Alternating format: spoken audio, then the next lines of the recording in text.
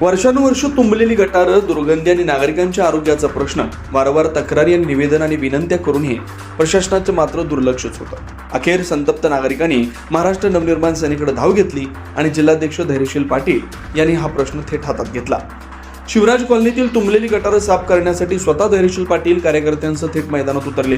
गटारं साफ करून प्रशासनाला केवळ इशारा देण्यात आला नाही, तर हा प्रश्न कायमचा निकाली काढण्याचा निर्धार धैर्यशील पाटील यांनी केला.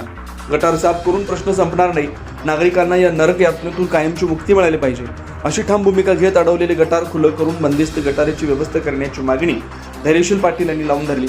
प्रशासनाकडून ठोस हालचाल होत नसल्यानं मनसेनं आंदोलनाचा इशारा देत आंदोलनाची तयारी केली. त्यामुळे प्रशासनाची धावपळ उडाली आणि अखेर गटविकास अधिकाऱ्यांनी तातडीने घटनास्थळी पाहणी केली. गटाराचा प्रश्न सोडवण्यासाठी समाधी मंदिर समितीच्या विश्वस्तांशी चर्चा करण्यात आली. त्यानुसार येत्या 25 ऑगस्टपर्यंत या प्रश्नांवर सकारात्मक आणि ठोस तोडगा काढण्याची ग्वाही प्रशासनाकडून देण्यात आली. त्यामुळे मनसेनं आंदोलन तात्पुरतं स्थगित केलं. मात्र आता मनसेनं प्रशासनाला स्पष्ट डेडलाईन दिली. 25 ऑगस्टपर्यंत यावर तोडगा निघाला नाही तर पुन्हा तीव्र आंदोलनाची धग पेटणार असा इशारा देण्यात आला. गटविकास अधिकारी प्रदीप शेंडगे, प्रशासक सरपंच जयप्रकाश कट्टे, प्रशासक सदस्य संजय माने, मनसे जिल्हाध्यक्ष धैर्यशील पाटील, ग्रामपंचायत अधिकारी संतोषकुमार माळवे यांच्यासह अधिकारी, पदाधिकारी, मनसे कार्यकर्ते आणि ग्रामस्थ मोठ्या संख्येने उपस्थित होते. नागरिकांच्या प्रश्नांसाठी मनसे रस्त्यावर उतरली, गटारे साफ केली, प्रशासनाला जागा केलं आणि आता 25 ऑगस्टची डेडलाईन दिली. त्यामुळे शिवराज कॉलनीतील गटारांचा प्रश्न आता खरोखर सुटणार का याकडे संपूर्ण ग्रामस्थांचं लक्ष आहे. गेल्या 2 दिवसापूर्वी गोंदवले बुद्रुक येथील शिवराज कॉलनी संबंधित आम्ही एक प्रशासनाला पत्र दिलं होतं. तुम्हीही ती बातमी लावलेली होती. त्याचा इफेक्ट एवढा झाला की अख्खं प्रशासन हादरलं. व्हिडिओ अधिकारी किंवा त्यांची अख्खी टीम आणि गोंदवले आमची ग्रामपंचायतीचे सदस्य, सरपंच सगळी लोक आज आली, पाहणी केली.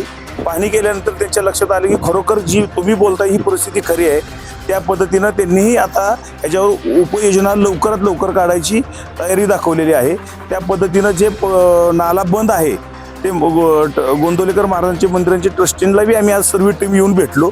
त्यांनीही सांगितले मी आज अजून 3 लोक आमची पौर्णिमेला येणार आहेत, त्यांच्याशी आम्ही चर्चा करतो आणि 100% तुम्हाला ह्याच्यामध्ये मदत करतो. आणि सगळ्यात महत्त्वाचा एक विषय असा झाला की त्यांनी काय सांगितलं की बाबा पूर्ण ग्रामपंचायतीनं आम्ही असं दोन्ही म्हणून इस्टिमेट आम्हाला सांगा आणि तुम्ही किती ह्याच्यामध्ये मदत करणार आहे ते बी ठरवा, म्हणजे आम्ही बाकीच्याशी म्हणून ते एकदाशी तो विषय आपण क्लिअर करू. कारण ते 1-2 फुटाची पाईप टाकून तर चालणार नाही, कारण वरून पूर्ण पाण्याचा दाब पावसाळ्यामध्ये तिथं येतोय.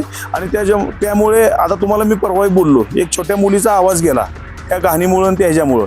तर ह्याच्यात आता 25 तारखेपर्यंत आम्ही थांबलेलो आहे. त्यांना आम्हाला शब्द दिला आहे प्रशासनानं आणि त्यांनी 25 नंतर जर काय नाही झालं तर ह्याच्यापेक्षा तीव्र आंदोलन आम्ही करणार आहोत. गेल्या काही दिवसापासून शिवराज कॉलनीचं गटरचं पाणी आणि आसपासच्या परिसराची दुर्गंधी या विषयावरती तक्रारी आपल्यापर्यंत पोहोचल्या होत्या. त्या अनुषंगानं कालसुद्धा आमच्या स्वच्छ भारत मिशन विभागाकडून पाणी करण्यात आली. कालच्या पाणी दरम्यान सन्मान्य आमचे धैर्यशील पाटील साहेब, दादा ज्यांना आपण म्हणतो, ते उपस्थित होते. सन्मान्य सरपंच होते, ग्रामपंचायत अधिकारी आणि संपूर्ण परिसरातील ग्रामस्थ सर्व ग्रामपंचायत सदस्य उपस्थित होते. आजही सकाळपासून आपण पाहणी केली. थोडंसं ज्यावेळेस या संपूर्ण प्रकरणाच्या खोलावरती गेलो तर जे नैसर्गिक प्रवाह अनेक वर्षापासून या ठिकाणी होता, त्याच्यानंतर तिथून गटर लाईन केली. मात्र त्या गटर लाईनचं पाणी एका शेवटच्या ठिकाणी थांबत होतं. खरं तर ते पुढच्या प्रवाहामध्ये म्हणजे ओढ्यामध्ये असेल, तिथून नदीमध्ये असेल जाणं अपेक्षित होतं. मात्र तशा पद्धतीने होत नव्हतं आणि त्याच्यामुळं हे वर्षानुवर्ष पाणी तुंबत होतं आणि आसपासच्या लोकांमध्ये त्यामुळं दुर्गंधी पसरत होती. अनेक आरोग्याच्या समस्यासुद्धा निर्माण होत होत्या. त्या अनुषंगानं आज आम्ही या ठिकाणी श्री क्षेत्र गोंदवले देवस्थान यांच्या विश्वस्त यांच्याशी सुद्धा या विषयावरती चर्चा केली आणि त्यांच्याबरोबर, कारण हा प्रश्न केवळ ग्रामपंचायत सोडू शकत नाही हे एका मुद्द्यानंतर लक्षात आलं. त्यामुळं हा दोघांचा प्रश्न आहे. त्या अनुषंगाने आम्ही ट्रस्टींची सर्व ग्रामस्थ आम्ही या ठिकाणी भेट घेतली आणि त्यांना या विषयाची ग्रॅव्हिटी समजून सांगितली आणि पुढच्या पौर्णिमेपर्यंत याच्यावरती सकारात्मक तोडगा काढण्याचं आश्वासन विश्वस्त मंडळी यांच्याकडून मिळालेलं आहे. तर त्या अनुषंगाने आता म्हणजे पुढच्या पौर्णिमेपर्यंत यावरती आपण तोडगा काढण्यासंदर्भामध्ये ग्रामपंचायत आणि विश्वस्त यांची चर्चा झाल्यामध्ये त्या पद्धतीने आपण त्या ठिकाणी गटर व्यवस्था पूर्ववत करून त्यांचं जे काही प्रवाहाचं पाणी आहे तर ते पुढच्या एंड पॉईंटपर्यंत जाण्याचं नियोजन करत आहोत. अशाच महत्त्वाच्या आणि नवनवीन बातम्या पाहण्यासाठी आमच्या माणदेशी आवाज चॅनलला सबस्क्राईब करा आणि हा व्हिडिओ जास्तीत जास्त शेअर करा.